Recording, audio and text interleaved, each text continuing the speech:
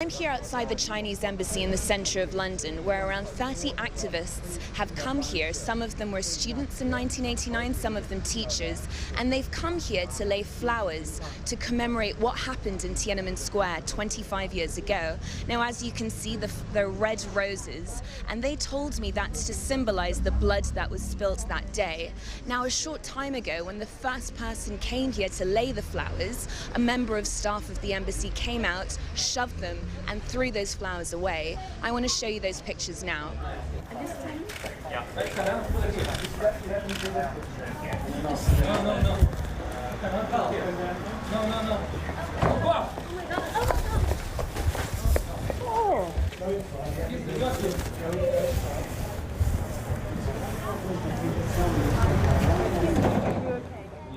I'm here with Ti-Anna, who's one of the people that you saw there, who's the daughter of Wang Ti-Anna, who's been imprisoned for the last 12 years. Now, Ti-Anna, you were right there when they threw those flowers. How did that make you feel?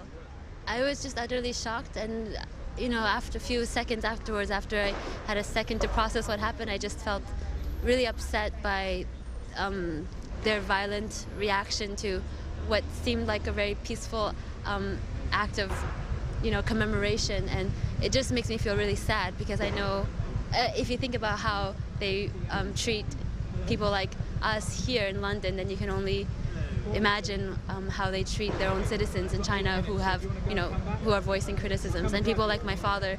It makes me worry about his safety. And you were born in 1989, and you're named after Tiananmen Square, but there are people of your generation in China who just simply don't know what happened 25 years ago. How does that make you feel? That's the legacy of the government trying to silence Tiananmen, and it just goes to show how successful they have been in just totally erasing the memory of it. And it's just a tragedy that people don't know what the government's stance on this is, or what they've done to, how they've once betrayed their people. Yeah, it's just all very upsetting, and it's really hard to think about Tiananmen when you see that there's been it seems like there's no progress, and when the people like my father continue to be imprisoned, it's just, you want it to be a celebration of, what the students are fighting for, but it's still very much an unhealed wound.